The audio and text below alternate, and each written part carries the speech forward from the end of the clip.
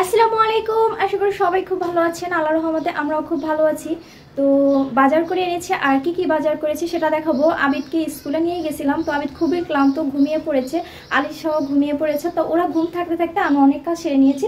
তো আমি মিষ্টি কুমড়ার শাকটা কিন্তু কেটে নিয়েছি। তো এই যে মিষ্টি কুমড়ার শাকটা কাটা হয়ে গেছে।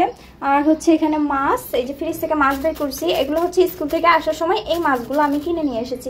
তো এগুলো এখন বের করব, আর হচ্ছে এই শাকটা ভাজি করব। তো এই শাকটা এখন চুলায় বসিয়ে দিই, চলুন।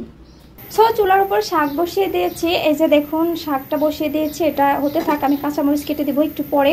আর এখানে হচ্ছে ভাত রান্না হয়ে গিয়েছে। আলিশা উঠলে কিন্তু ক্ষুধা লাগবে, সেই জন্য ওর জন্য ভাতটা আমি দ্রুত রান্না করে ফেলছি। আর শাক ভাজিটা হলে ওকে খাওয়াবো, এই জন্য।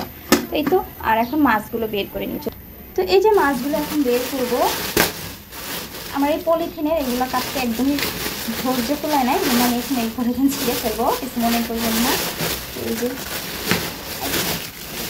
মাছ নিয়েছি বলতে 3 প্রকারের মাছ নিয়েছি। ছোটো গুঁড়া মাছ নিয়েছি, এই যে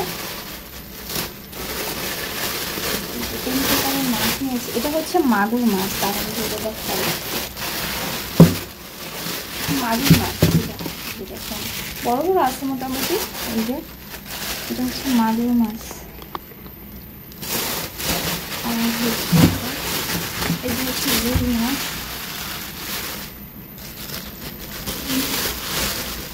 তো এই যে আমি বলেছিলাম যে আমাকে একটু পেটা দিয়ে দিতে, আমার পেটা খুব ভালো লাগে, বেগুন দিয়ে রান্না করলে মজা লাগে। তো এই দুইটা দিয়েছে আর কি। এটা আমারটার সাথে হয়ে, আমার মাছের সাথে হয়েছে, আর একটা এক্সট্রা দিয়েছে।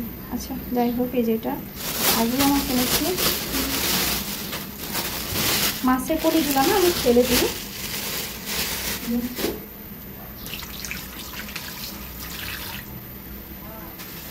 আর এটা হচ্ছে গুঁড়া মাছ।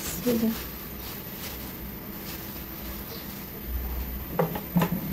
আম্মু, আমার মামুনিটা উঠে গিয়েছে। এই যে হচ্ছে গুঁড়া মাছ। এই গুঁড়া মাছে তো বেশি একটা কিছু করতে হয় না, ভালো করে ধুয়ে নিতে হবে একটু, পেটটা ফেলে। এটা একটু রাখি, এটা নরম হয়ে যাবে মাছটা। এই যে গুঁড়া মাছটা দেখছেন কতটা সুন্দর। এই যে তো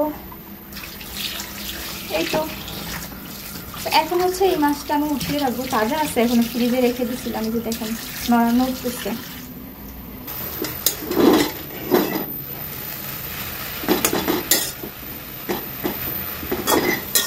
এই যে শাকটা আমি একটু ভেজে নিচ্ছি। রান্নাবান্না হয়ে গেছে। তো আমি কি রান্না করেছি দেখেন। এটা হচ্ছে মাছের পেটা আর বড় মাছের মাথা দিয়ে, এই যে রুই মাছের মাথা দিয়ে বেগুন দিয়ে একদম ঝোল ঝোল একদম বোনা করেছি, একদম বোনা বোনা। দেখেন খুব সুন্দর একটা কালার এসেছে। আর এদিকে হচ্ছে পাট শাক ভর্তা করতে দিয়েছি চুলার উপর একটু পানি দিয়ে।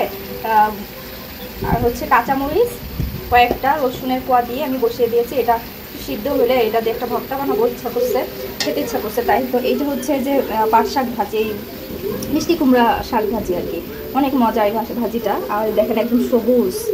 এই তো আজকে রান্নাবান্না। আর এখন হচ্ছে, এখন আমি গোসল করতে যাব। আলিশা আর আমি গোসল করবো। আবিদের গোসল হয়ে গেছে, আবিদের শরীরটা বেশি একটা ভালো না, একটু জ্বর জ্বর লাগছে। তাই তো আবিদের দুপুরের খাবার আবিদ খাবে। খাবো খাক।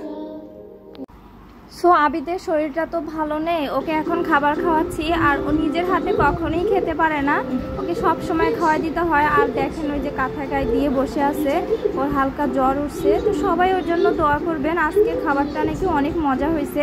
আর আবিদ এই যে বালিশটা খুবই পছন্দ করে, তো আমি এটা ওকে সবসময় খেতে দিই, ও যেহেতু পছন্দ করে। তো আজকের খাবারটা এত মজা হয়েছে। তো আমার ব্লগগুলো ভালো লাগলে লাইক কমেন্ট শেয়ার করবেন, আর আমার পাশে থেকে যাবেন প্লিজ। আজকে এই পর্যন্ত, আল্লাহ হাফেজ।